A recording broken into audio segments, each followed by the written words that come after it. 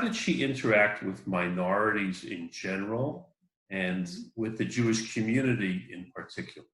What was that relationship all about? This is a very strange story. I mean, we have to make clear that in the early modern period, there was no such thing as religious freedom as a basic civil or human right. That did not exist then.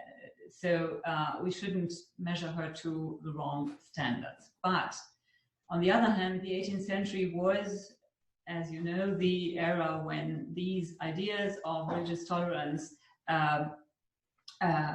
developed and became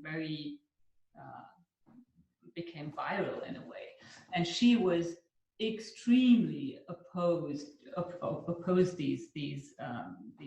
this development. She was also a dedicated enemy of enlightenment. She was convinced that this would lead to chaos and godlessness and so on. So although she had ministers, very influential ministers, who were strong adherents of the Enlightenment, but she did not know that. They were I would call them Trojan horses of the Enlightenment at her court. And she acted in a way, in an enlightened way, but she wasn't aware of that. So she opposed herself to especially French Enlightenment and free thinking and everything, and especially the idea of religious tolerance.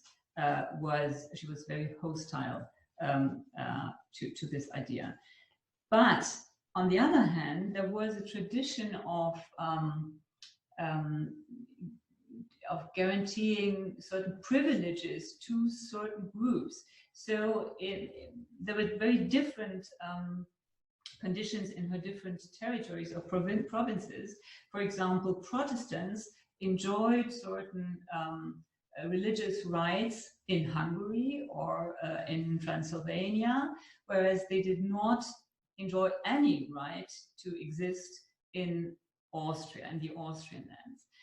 So that shows that religious rights had the character of privileges for certain groups and in certain provinces at certain times. It was not kind of universal right as we consider it today to be. So this is a difference that we should keep in mind. But on the other hand, this was the general state of affairs then. But there was this very strong movement of religious tolerance, which she despised. And her son Joseph was very much in favor of religious tolerance, and there were very severe conflicts between the two about the question of tolerance, and very much so in the question of Jewish rights, or there were no Jewish rights at all.